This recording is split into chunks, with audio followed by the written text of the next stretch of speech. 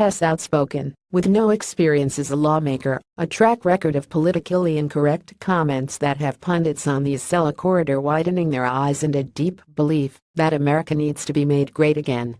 Sound familiar? This is Roy Moore, the former Chief Justice of the Alabama Supreme Court, who was removed from this position not once but twice, first in 2003, for refusing to remove a monument to the Ten Commandments had it installed in the state courthouse, and again in 2016, for defying the U.S. Supreme Court over its ruling on gay marriage.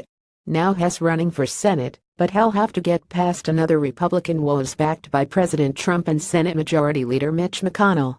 On Tuesday, Alabama Republicans will choose their party's candidate for the Senate seat that used to belong to Jeff Sessions, who left it in February to become U.S. Attorney General.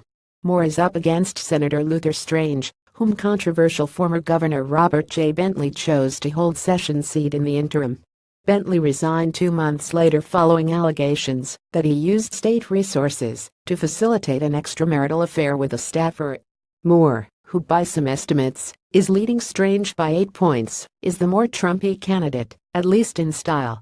But it's Strange who has President Trump's vocal backing.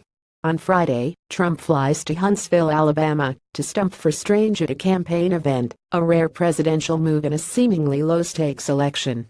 Alabama is so lucky to have a candidate like Big Luther Strange. Smart, tough on crime, borders trade, loves vets military, Trump tweeted on September 20. Trump has also noted that Strange has gained mightily thanks to his endorsement. In a recent debate, both Moore and Strange laid claim to Trump's mantle, and neither would be far off from the president on the issues. Moore, an evangelical Christian who believes America's ills result from the country's alleged godlessness, has the support of former Trump senior advisor Stephen Bannon and former Alaska Governor and conservative Againfly Sarah Palin. But the Strange endorsement represents a pragmatic decision by Trump, after heavy lobbying from Republican leaders who view him as less unpredictable and risky than Moore. John Podner, and GOP strategist who chairs the Alabama-based right-wing action group Take Back Our Republic, said Strange fits the state's political tilt. His record is conservative, he tells Time.